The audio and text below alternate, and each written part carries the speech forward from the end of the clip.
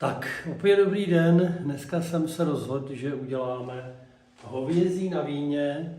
Blíží se nám podzim, takže takovéhle věci, to samozřejmě zvěřina a hovězí, to se dělá hodně podobně, takže si uděláme takovou dobrou vinnou omáčku. Tak já jdu na to. První tady mám hovězí maso. Překrojím. Tak, teď tady mám, takhle si vyndal z mrazáku, už jsem si připravil takový špalíčky slaniny, který jsem si dal zmrznout, aby mi to tam lepší šlo. Šup tam.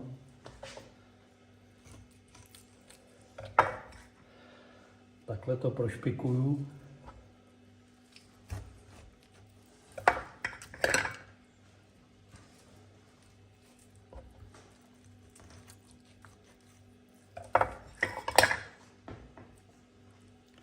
Tak ještě jeden, já nevím, jestli jsem řekl, že to mám hovězí maso zadní, ono by to šlo i z krku, no, ale tak to hovězí zadní je víc takový trošku lepší, takže se to takhle osolí.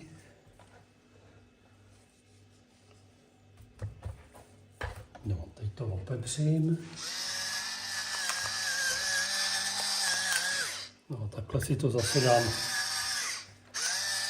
za tím stranou a budu krájet zeleninu na základ. Říkal jsem zeleninu, no ale teď jsem ještě tady vidím kousek slaniny, takže si nakrájím na kosíčky, ne moc samozřejmě, trošku slaniny. Tak tadyhle z toho mám ještě kousek kůže, tu si k tomu potom taky hodím. No a jdeme na mrkev. Na takovýhle, pokud to bude takový slabý plátičky, kostičky, v podstatě je to jedno, no. Takže asi takhle. Mrkev, celer, petržel. Tak ještě kousíček, tady mám tý mrkve, takže to tam takhle nakrájím. No a teď tady mám cibulku, takže na taková půl kolečka, anebo jak se vám to povede. Ono se to stejně nakonec rozdusí.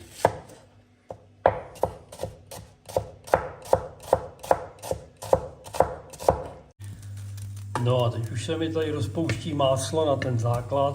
Je pravda, že to je to ghee, který tady jsme vařili přednedávnem, tak tady ještě kousek mám, ale když nemáte ghee, tak tam dáte normální máslo. Tam můžu dát tu zeleninu.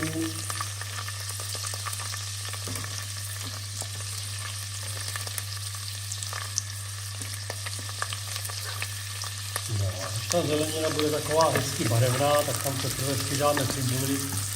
Tady u této omáčky je velice důležitý udělat dobře základ. Ze začátku zase říkám, to můžete dělat ostra, ale jak se to začne trošku barvit, tak ubrat a pomalu mám tady připravený protlak. A tady mám cukr, který si taky připravím. No. A teď musíme počkat chvíli. No, ještě jsem tam hodil tu slaninu, tu tam hodím takhle ještě, aby se tam rozpustila s tím. Tak. Tu jsem měl hodit do toho másla správně, když mě někdo kritizoval, má pravdu. Ale ono se to rozpustí i takhle. No a ještě tady mám ten kůži ze slaniny. Tak a takhle všechno pomalu to budu dělat.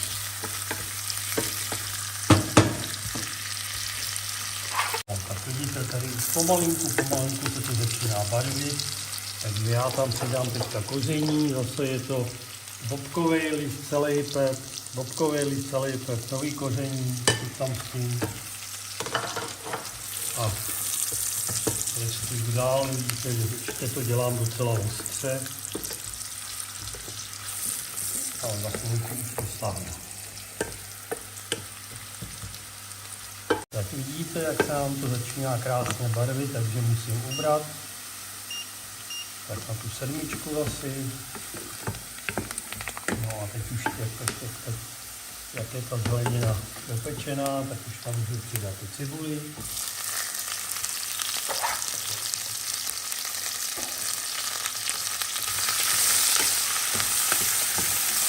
Ona nám to trošku schladí a bude se to dělat pěkně pomalu.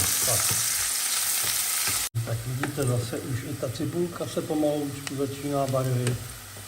Jo, opravdu nespěchejte,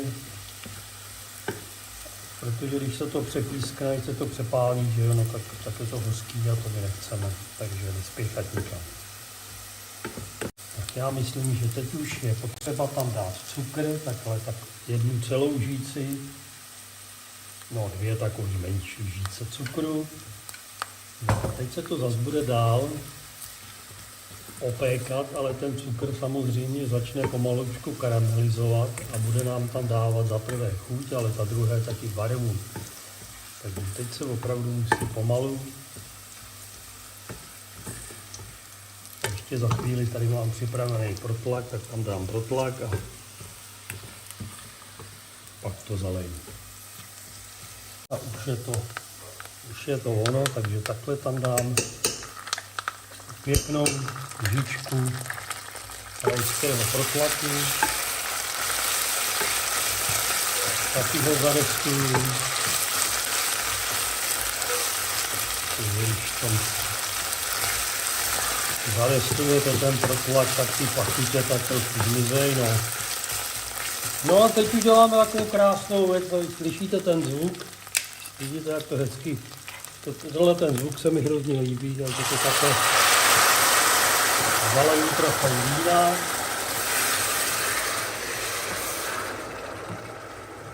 Samozřejmě tam přidáme vodu, no asi takhle, to bude dobrý. Tak, no a teď tady mám citron. No a jdeme na to.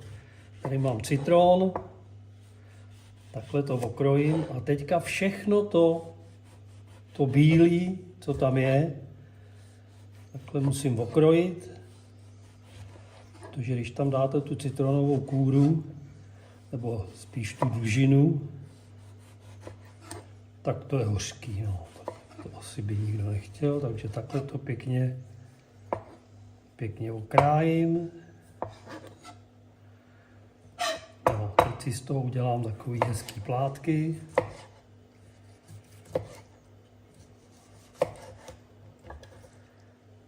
Šup tam s tím. No a nechám to zavařit. No a teď tady máme zase 2 možnosti, že jo. Buď to maso opeču, dám ho tady do toho kastrolku s tím základem a dám to do trouby a nechám to tam minimálně 3 hodiny. To je samozřejmě o trošičku lepší, ale že by to byl zásadní rozdíl, to si nemyslím. No a nebo to takhle opeču v tom papiňáku. Teď jsem tu zase tam dal malinký kousek másla.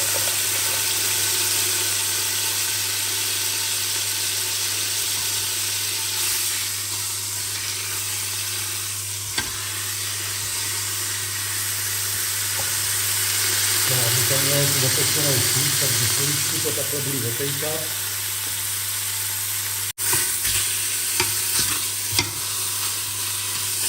No, tak já myslím, že takhle už to stačí. No a teď to zaleju tím vývarem, základem.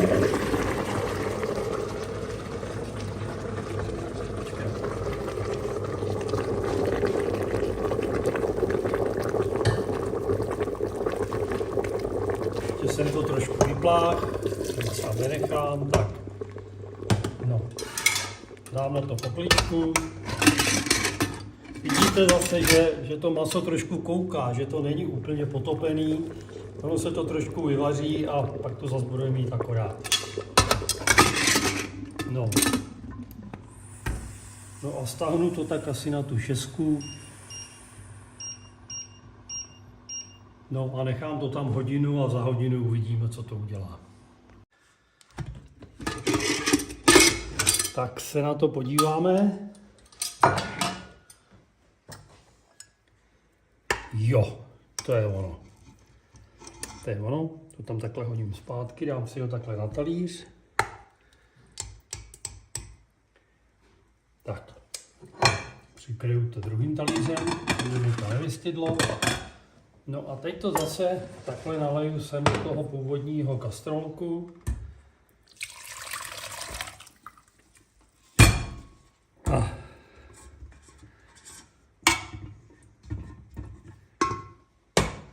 No a zapneme to a celý to vyrestuju až do tuku, pak to zahustíme a pak budeme pokračovat.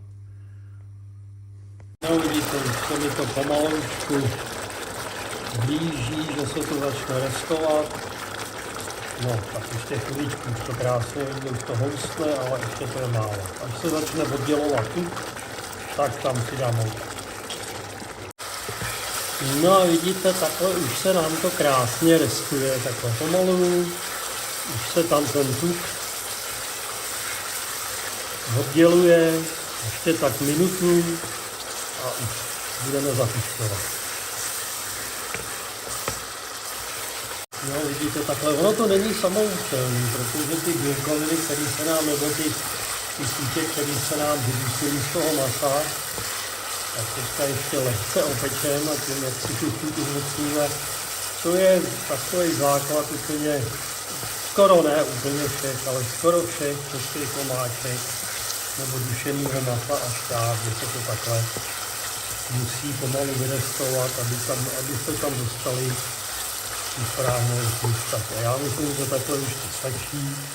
No a zase 5 porcí, 5 žiček. 1, 2, 3, 4, 5. No a teď to ještě vyrestuju s tou moukou. Teď musím trošku přitlačit, ono bude mít tendenci se to lepit na dno, ale to nás nezastaví. Tak se to pěkně do toho zarestuje.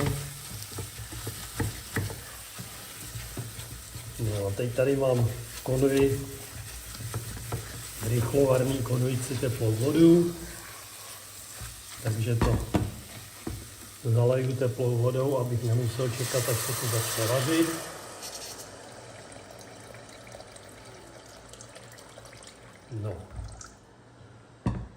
No a necháme to pomaloučku, to pak to rošlehám. No a zase takovou tu půl hodinu, lépe 3/4 hodinu pomaloučku vařit. No a mezi tím si tady můžeme, já si tady udělám pořádek, mám tady zase provozní pořádek. Mám tady pomeranč, já potřebuju pomerančovou šťávu. Takže já poprosím kameramana, aby šel z druhé strany. A jako u toho citrónu, takhle to krásně, tu kůru z toho pomeranče odkrájím.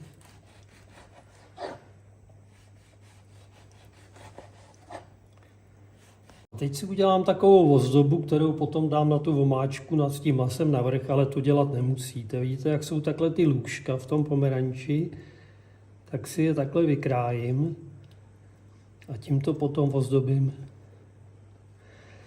navrch. A to, co mi zbyde, vymačkám a tu šťávu dám do té omáčky. No už mi to tak nejde, jako mi to chodívalo. No.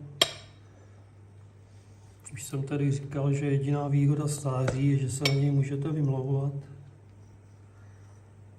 Tak ještě to snad není tak hrozný, no. Takhle všechno dokola.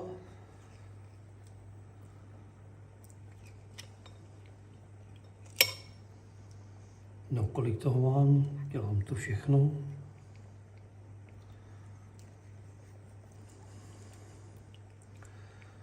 To, že je to jediná výhoda stáří, že se na ně můžete vymlouvat, to jsem nevymyslel já, to jsem slyšel od pana doktora Plzáka, blahé paměti.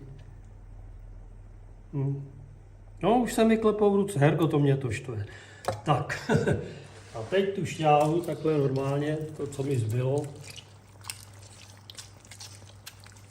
takhle dám do té omáčky a je to ono. Takže já doufám, že je to vidět na té kameře, že se to takhle pomalilinku vaří. Já to teď předběžně ochutnám. No a zase první, co budeme hledat, je slanost. Víte, tohle to je blbý, že to se nedá na kameru ukázat, jak to má chutnat, no. Takže trošičku to osolím, ale opravdu ne moc. Dám tam trošku citronové šťávy. Tak, to zatím bude stačit. Takhle tam dám 1 lžičku cukru. No, tak už to vaříme asi jak dlouho? 10 minut? No, ještě těch 25 minut to vařit budu. Jo, takhle opravdu, ono se to, když máte tenhle dobrý hrnec, tak se to vůbec nepřipaluje, je to krásnou, má to krásnou barvu, je to i hezky lesklé, takhle by to mohlo vypadat, ale ještě se to musí provařit. Tak, vidíte, jak se to tady krásně vaří, ještě těch 5 minut počkáme. Tady mám maso nakrájím, hezky přes vlákno.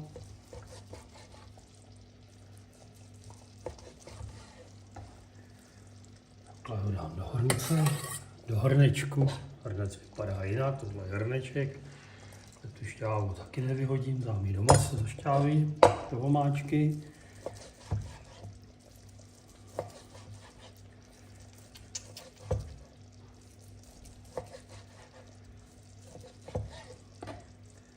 Tak, to bychom měli jednu věc, takhle na to dáme ten cedník.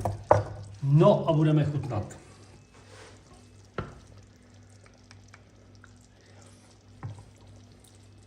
Já bych tam ještě dal maloučko, opravdu jenom takovou půl lžičky cukru, jinak se mi to zdá být dobrý. No a protože to je na víně, no tak to holt musí být na víně. Dali jsme na začátku jsme dali víno, no a teď na konci taky.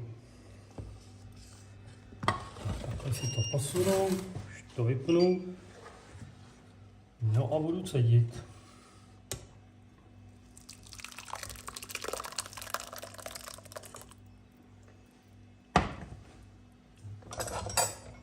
No, zase takhle hezky si to procedím. Vidíte, že ta zelenina tam zůstala, že jsem ji nerozmixoval, že jsem z toho neudělal žádné zeleninové pyré. Takhle pěkně to tam promačknu, co půjde, půjde, co nepůjde, nepůjde. Tak, výborně, takhle to zase setřu ze spoda. Tady to vyhodím. No a pojedeme druhé kolo.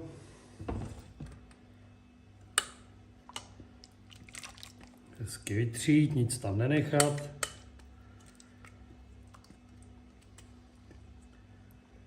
Tak, výborně. Já to spasíruju, no už tam toho moc není.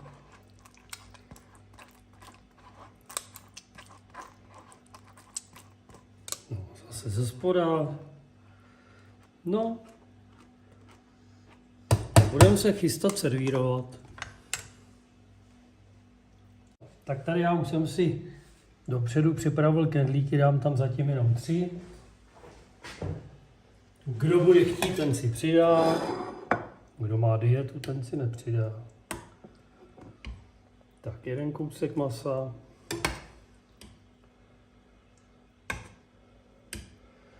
Druhý kousek masa. Si na to nabíračku, je to profesionálnější, tak.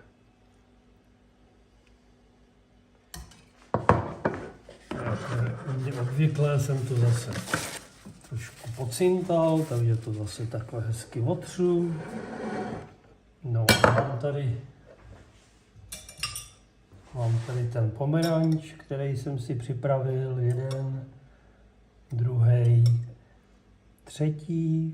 Takhle by to mohlo vypadat, ať vám chutná.